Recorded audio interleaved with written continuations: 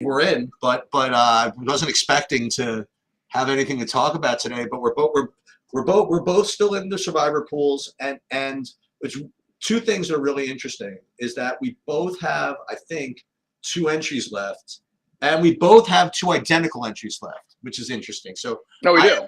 I have two entries left, which are identical to each other, right? And you have two identical entries left, that are equal to each other, and we have nothing resembling each other's entries, which is awesome. You know, Yeah, so that's what I'm makes kind of this one fun. hoping Mhm. that we were setting ourselves up. This is called like this is called content gold. Like if like I think one of us is probably in good shape. I don't know exactly who it is. So one of us is hopefully going to win something, which is good. I mean, I'll literally listen. If I'm going to lose, I want you to win. I actually want both of us to win, but I don't see how that's possible, right? But that, Oh, yeah, yeah. but Well, that's the good part about my entry is if I'm still standing when I go to bed on Friday, I'm in a really exciting position. right. Now the chance of getting there is pretty small, but if I do get there, it'll be a good night's sleep on Friday. Yeah. So let's. And the problem is, I've just been so whatchamacallit, so biased or whatever, like just devastated by just never even getting close, and seeing just basically my pools just fizzle out and nobody get there at the end. But I was really just trying my best just to get to the end, and and and just kind of like put it on people. Like, listen, if you really want to get to the end and get there with me, good luck to you. You know, where you're probably playing a much better EV strategy. You know what I mean? Like Yeah. your wins are almost always going to be by yourself, I imagine. Okay, so let's talk about it. So just to remind everybody what we're at. So now the thing is, like you and I have like probably have this all memorized by now, like what this bracket looks like, and like who plays Thursday, who plays Friday, and all that stuff. But just to remind everybody what's going on. So we're both in the same type of pool. We have to make a pick Thursday, make a pick Friday, make a pick Saturday, and make a pick Sunday, and then make a pick in the final 4 day, and then in the finals. So what we have here are so you have the bottom group are the Thursday games. Okay, this is what everybody's looking at here. These are the Yeah. Thursday games, and up top are the Friday games. Okay, and you'll see that the winners of the Thursday games will eventually play the winners of the Saturday games in the Final Four or whatever.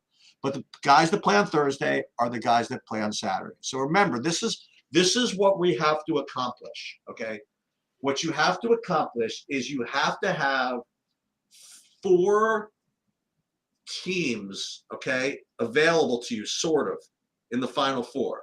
Okay, like like you You should have call it the Elite Eight. Call it the Elite Eight. right. Well, even the Final Four. I mean, because you have to send two teams to the Final Four, right? Correct. By picking them, and then you have to have the other two teams get there. You know what I mean?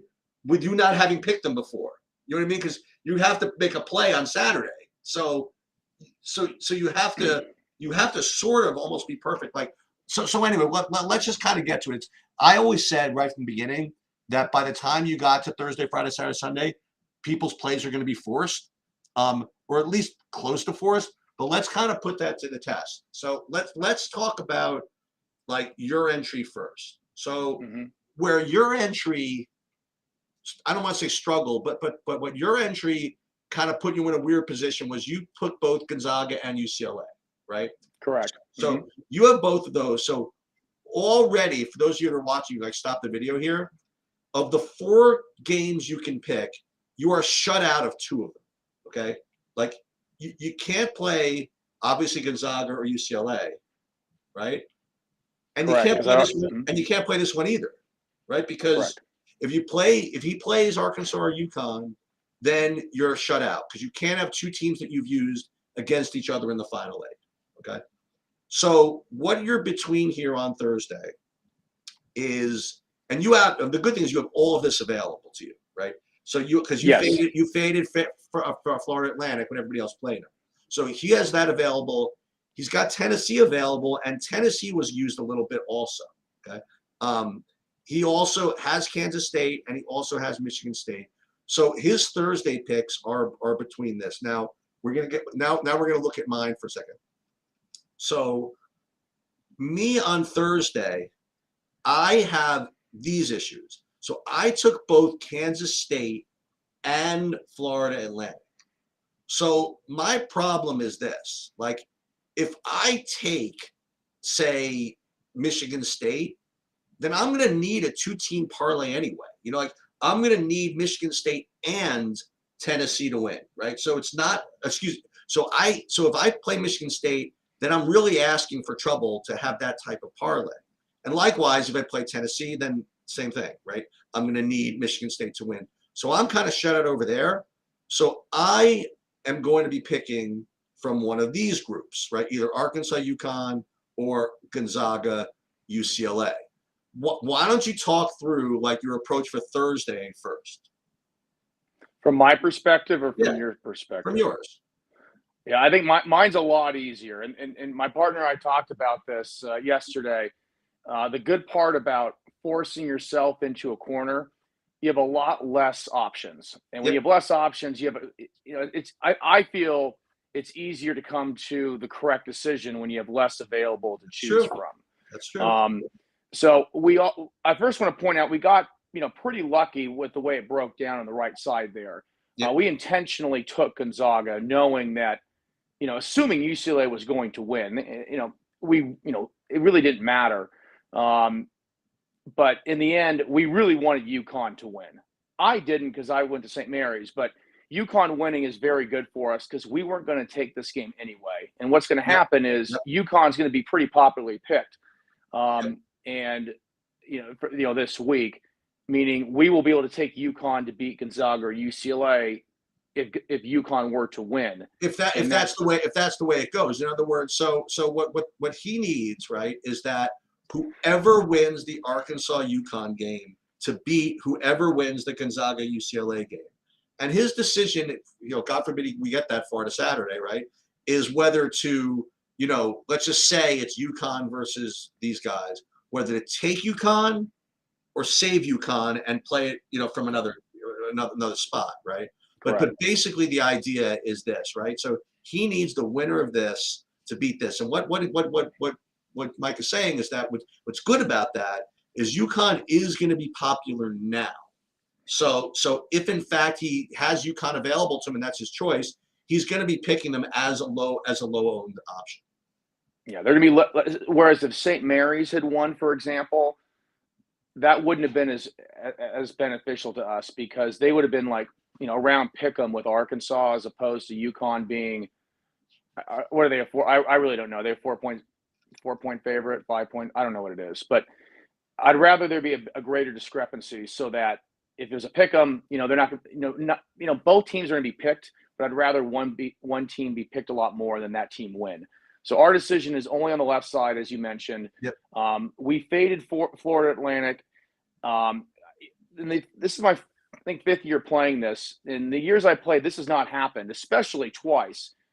Having 2 monster upsets, having the 16 and the 15 win, and on the same side of the bracket, was really, really beneficial to the strategy that we were going for anyway.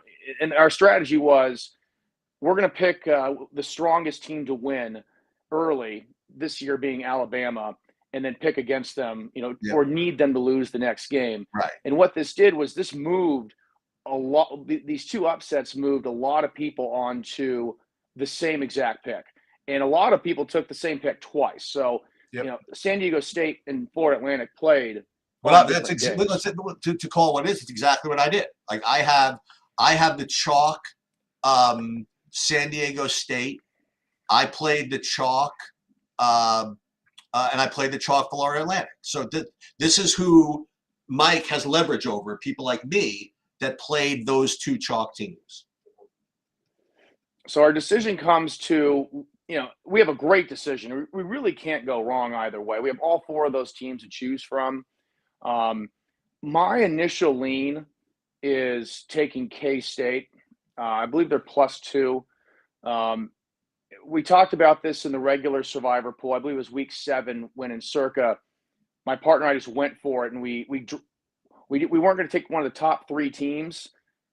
And then the next drop down was Atlanta, and it was pretty evident that a lot of people are going to take them. So we wanted to drop beneath that. What we want to do is I want to separate from the group because there's no choices. If one of these teams makes the Final Four, that group automatically loses at some point. So I'd like to differentiate, assuming that there's about 70 people out of 530 that have not taken San Diego State or Florida Atlantic. I need San Diego State, to win regardless. So I want to differentiate within that group. And I really think taking K-State is a good way to do that because most of that group's going to take Kentucky.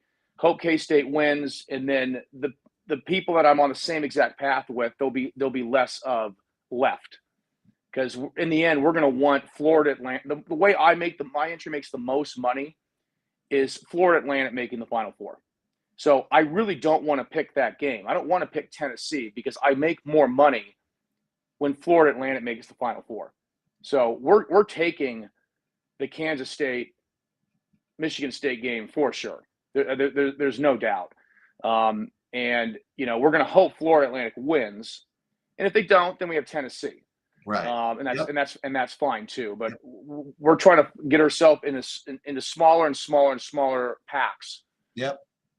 As we move forward, and that's the best way to do it for us is taking K-State. We might take Michigan State. So for me, I mean, I have literally two choices. It's either UConn and root for UCLA, right? Or either UConn and then try to beat them with UCLA, or Gonzaga UCLA, and then hope to beat them with UConn or something like that. Yeah. Obviously, the more conservative play to take UConn because it's more likely that a team will have a shot against UConn than. I guess I don't know. I'm kind of interested in taking the Gonzaga side only because they're people are going to take UCLA more than Gonzaga just because they're the two or whatever it is. But it's kind of like this Kansas State Michigan State game on the other side. Like Michigan. I don't know who people are going to take over there. So I'm between Gonzaga, UCLA, and UConn. I'm probably just going to end up again. I'm just going to probably be chalky. I'll take UConn and then hope to beat them in the final eight. Okay, so Friday. So here let's talk about me first. So again, what I did was I chalked out with San Diego State. Okay. So on Friday, you have four games to choose from. Now, here's the thing. Like, the good thing is I can't take San Diego State. So if I play Creighton, okay, for example, like I'm going to need Bama to win anyway. Okay. Correct. If I take Princeton, I'm not going to take Princeton, but I'm going to need Bama to play anyway. So what I'm probably just going to do is just play from this side of the board. But what's actually kind of interesting is this. So I ran the numbers, and the choices for me is between that combination or Texas, right? So you say, we're play Texas and then root for Houston, and then Houston wins or not or whatever. But what's interesting is that if I play on the left side, and I play, say, Creighton, and then need Bama as well, if you look at the parlay odds, it's actually identical. The chances of Bama and Creighton winning to the chances of just Texas winning, which is kind of interesting. Yeah. However, what's different is that Creighton is going to be really popular. Okay, so what I'm probably going to do is I'm not going to go for the Creighton Bama parlay, even though it's the same like win odds as just Texas, because I do think that Creighton over. Listen, if you look at it, Creighton's a big favorite of Princeton. They have no chance in people's mind to win the next game, the next round. So I have to imagine Creighton's going to be really chalky. No, absolutely. I want to point out that, I mean, I'm listening to you, but a lot of this stuff, it's going over my head because there's a lot of different numbers and combining numbers and needing multiple results to happen. And this is why I really push for this route. And my partner and I talked about it last year, like, hey, next year, rather than, I mean, our heads were hurting thinking about this stuff. Let's just pick the ones and the twos. And then just take underdogs. This is so much less to think about. And then really, it's much harder to make the wrong decision the way that we're doing it once you lay out your strategy. Like, we can't get to a point and really make the wrong decision. There's a couple choices, but there's not like a disaster we can, there's not like a disastrous decision we can accidentally Well, I land mean, on. but Thursday you're not taking anybody particularly weird. I mean, you're taking Kansas No. State.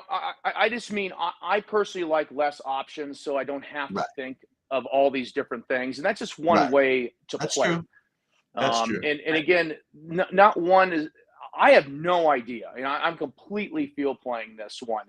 Yeah.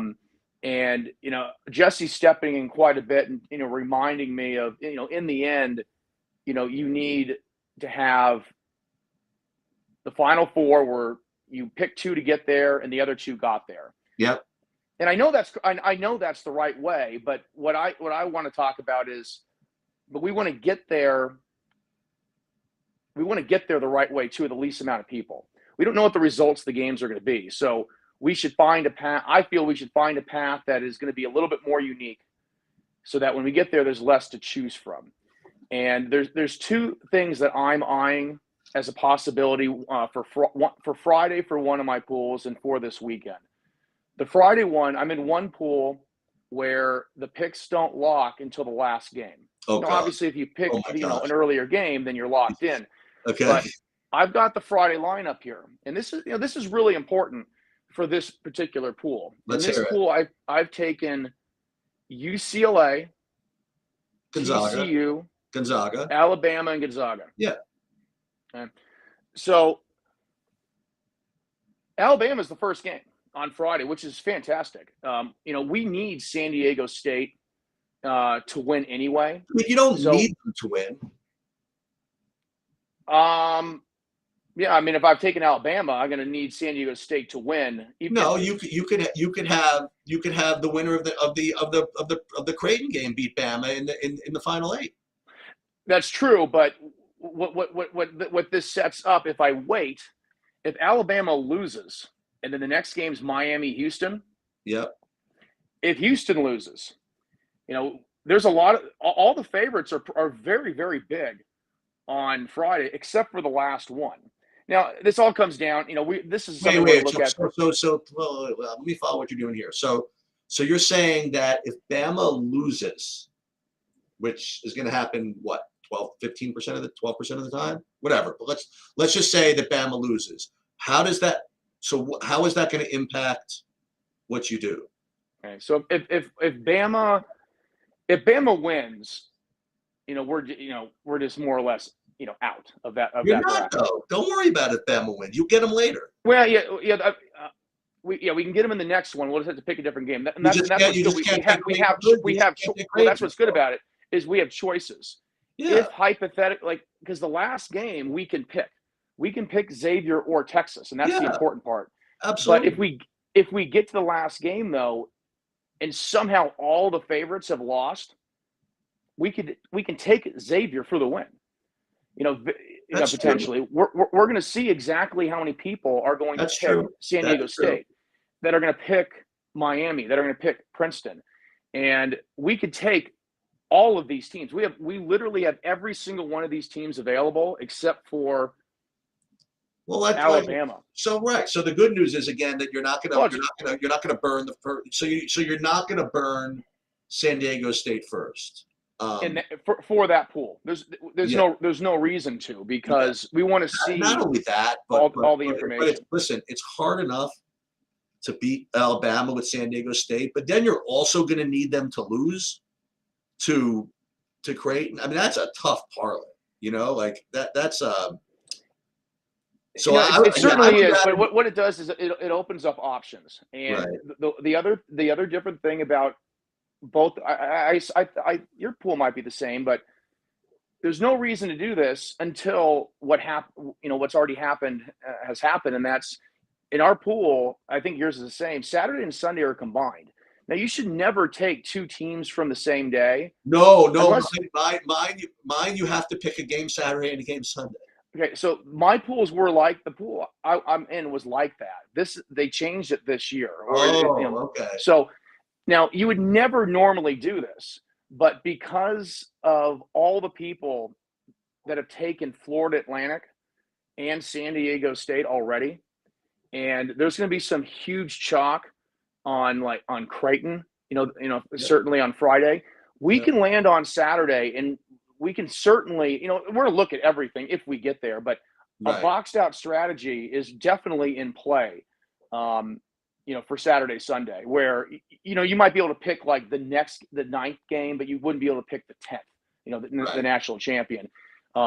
It all depends who gets through, but that is certainly an option. And Right. it's a little kamikaze, but depending on what teams win, it might be very obvious that, oh yeah, we should just play a two-teamer right here, and because you might not straight win it right away, but if you were to win that parlay, everybody else will either be out or also boxed out. That's true. And maybe your other pick might be unique. It's just another wrinkle. I never thought that was impossible, but once everyone picked Florida Atlantic, it brings that in as a possibility, and that would require Florida Atlantic winning. So you're going to plan Thursday. to wait on Friday? Well, for our pool where it locks, I don't see why we would ever take San Diego State in that pool. Right. I agree.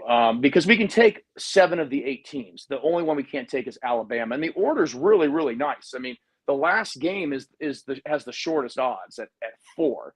That'd be pretty awesome to somehow. I know it's long, but you get a clear idea of exactly who is left and exactly who they have. Which is the last game? Xavier, Texas. It starts 45 minutes after Princeton Creighton. Now, obviously, that game won't be over by the lock, but I don't know. Princeton was up by 20 or something over Missouri, and that game was over. Now, that probably won't happen, but in all likelihood, we'd probably take Texas if we waited. But there's that sliver of a chance that an opportunity opens up, and I just like to be prepared for it, so I see it. By seeing it, talk about it in advance. It's a small percentage, but if it opens up, you want to be aware of it, so you jump on it and take advantage of the situation that fell in front of you. Yeah, so I'm gonna be probably on Texas on Friday. I'll have my choice again. I'll have my choice of either. Obviously Houston, but I'm not doing that, right? So I mean, I'd rather play. I want to probably play Texas, take a little bit less favorite now, so that I can beat them with Houston and just kind of win. And then, and again, if I play Creighton, then I will need Bama anyway. And again, it's an interesting question, whether to play. But the thing is, if I played Creighton, then I'm automatically with like a lot of people, and it would be kind of cool, like you said, to get Texas to win and Creighton lose, and then it's freaking destruction. Yeah, I mean, it's awesome that the largest spreads are on the second day. I mean, because there's the potential for a lot of blood on Thursday. The spreads are 1.5, 4, 5.5, and 1.5. I mean, Yep. So the shortest one is 4 on Friday. So the order is really makes that 2-day slate very exciting. I'm really excited at the Florida Atlantic opportunity. That's we really don't have any decisions. We're taking K-State or Michigan State, and then we're going to be taking I think we're definitely going to take I think we're probably going to take San Diego State in the first one. It's more of a win first mentality, but I just that one has so many people. I kind of like to almost get it over with. Yeah, but unfortunately, the problem with that is if we just pick the whoever wins, and then carnage happens all over the place. We don't need to get to the 10th game potentially with what we have available. If Florida Atlantic makes it to the finals, then we would be one of the ones that have a chance, since everyone who hasn't taken Florida Atlantic might have some opportunity. But you'd have to take other underdogs. So if Alabama wins and we didn't take that game, so we're still alive and we get through with somebody else, we would need to start taking as many upsets as possible, because we would never have a 10th pick, and we would need Florida Atlantic to, we'd be picking Florida Atlantic with our 9th pick the Saturday to make the finals. That would be the only chance we could ever win or have a shared win. I just went and double checked my pool rules about when picks have to lock, and both of my pools lock at the first game, so I don't have that. And again, that's how it's supposed to be. Yeah. I definitely prefer that, but you have to play within the rules. And to be honest, I seeked out a pool that had those rules because I thought that would be potentially very interesting, specifically for the Thursday Friday slate. I mean, if you have, look. Now we can't take the last game on Thursday, but. And people are going to be on most teams, but if the underdogs were to win the first 2 games and Florida Atlantic's up by a bunch before the Gonzaga UCLA starts, you should 100% take Gonzaga. Assuming the amount of people left are most likely going to take UCLA because the odds are definitely there at that point.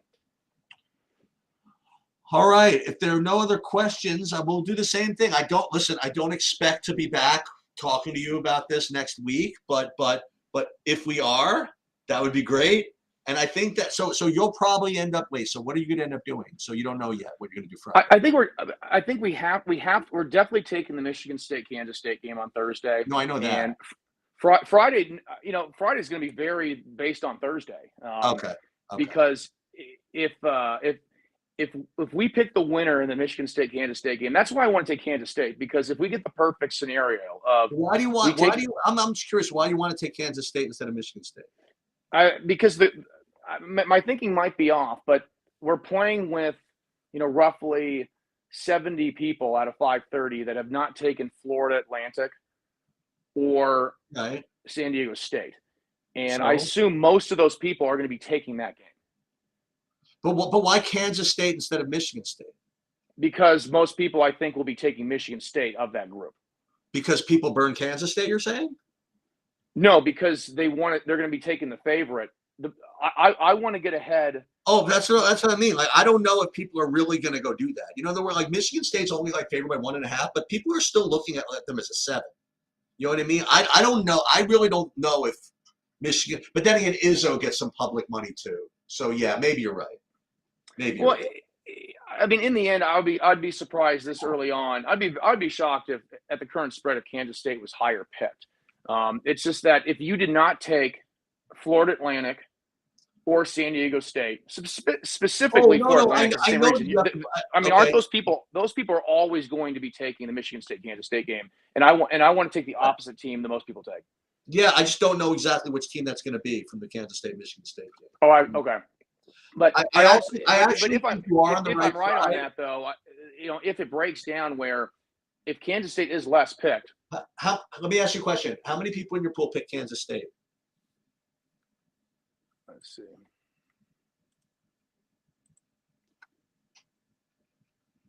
$433 people out of 515 have them left.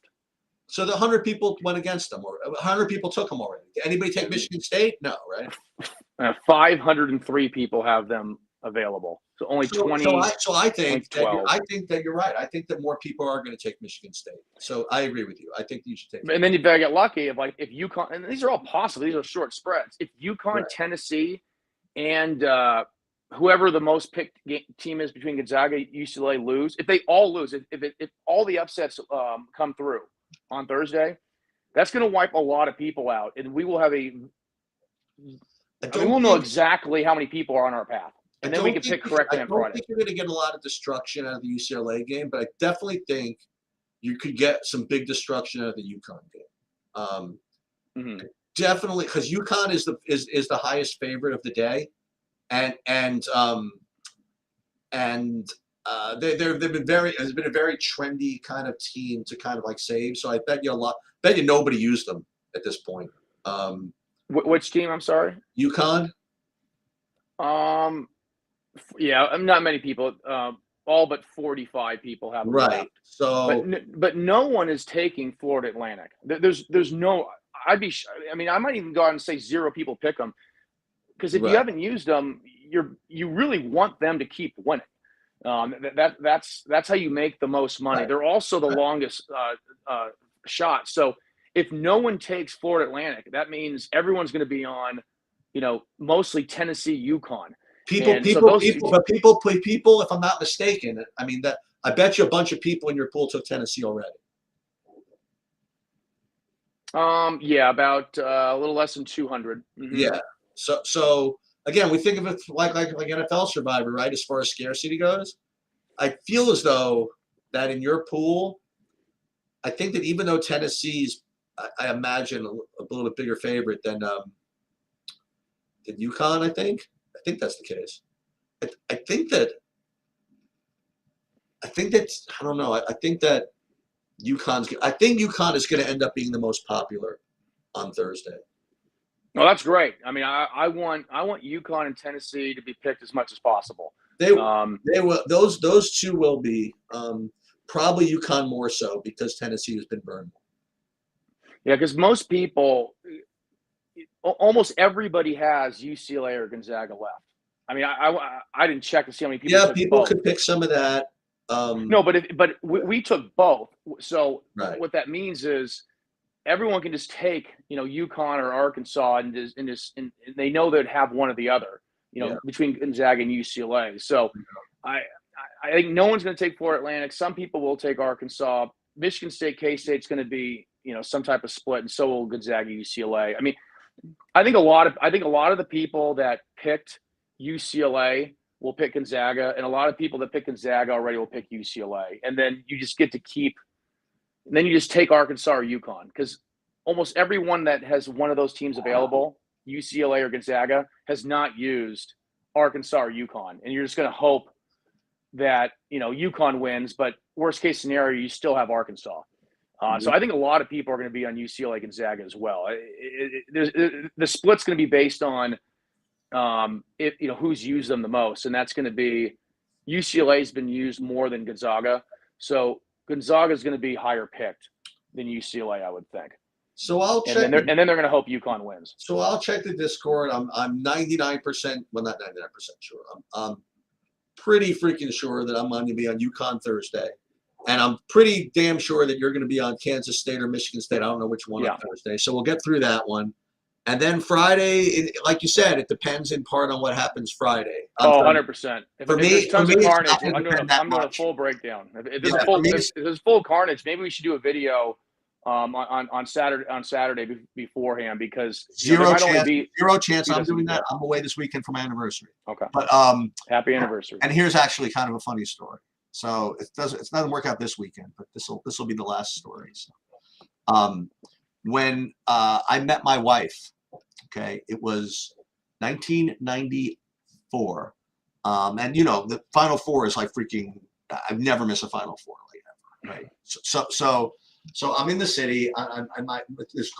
This other girl, friend of mine, has been begging me to go out with her, like not with her, but to meet up for drinks and stuff for forever. And I don't really like to go to bars or clubs or anything like that. But she kept on bothering me. And I said, I'm not going out tonight. It's the freaking Final Four. Meanwhile, I'm sitting there watching the game, and I was by myself. It was like literally the worst game ever. I think Cincinnati was against somebody, and I'm like, you know what? This game sucks. I'm out of here. So I went and I met her. And it was one of those really crowded bars in New York, and this club, and I'm walking around. I don't even see her. I'm like, listen, I'm gonna take one more lap around, and if I don't see her, I'm out of here. So as I'm on my way out, Karen says, Eric. So we got to talking. She ends up introducing to me to Stacy, who I end up meeting that night and eventually getting married to. Okay, so we go ahead and we're looking for dates to get married. This is now in 1996, and we're not thinking about these things. We don't want to do the summer. We don't want to do the winter. Let's do the spring. And she comes up with a date. My wife, listen, whatever she wants is fine. We come up with a date. And it turns out it's the Saturday of the Final Four. And that was when Syracuse was against Kentucky and Syracuse against Mississippi State. Kentucky was against, I think, UMass, I think. Anyway, I thought it was kind of funny, right, that the Final Four was on my wedding night, right? I would listen to a little bit in the radio, inside the rabbi room, whatever. But what was kind of like a cute little story to tell became the reality that every single year for the rest of my life, I probably wouldn't be able to watch the Final Four.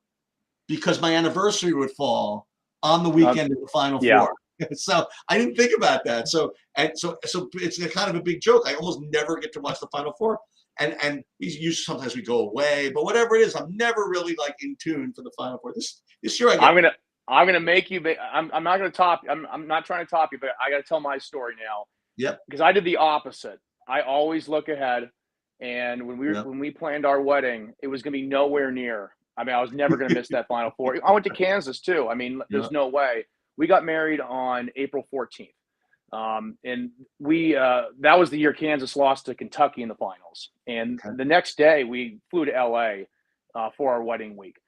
But I have one story about a friend, his now wife. She sends me a text message. This is a number of years, I don't know, maybe 6 years ago. About 6 years ago. And she says, Michael, is it okay if Eric and I get married on Final Four Saturday? And I said, Sade, absolutely. Sure, as long as I'm not you. As long as you I told her absolutely not. She's like, well, this is ridiculous. I mean, Eric said the same thing, and he said to ask you what you thought. We're going to go with what you thought.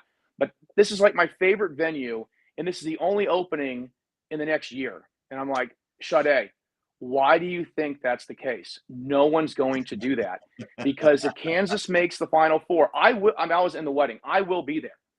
But I'm going to be a little bit annoyed if I'm missing the Kansas game. And I had a friend that missed the 2008 Final Four because his friend got married on that Saturday, and I still give him razz him a little bit for that. So our anniversary is the week after for the same reason. I did not want to ever miss the Final Four. Well, good luck, everybody, and we'll be in touch over the next couple of days. Bye-bye. Thank you.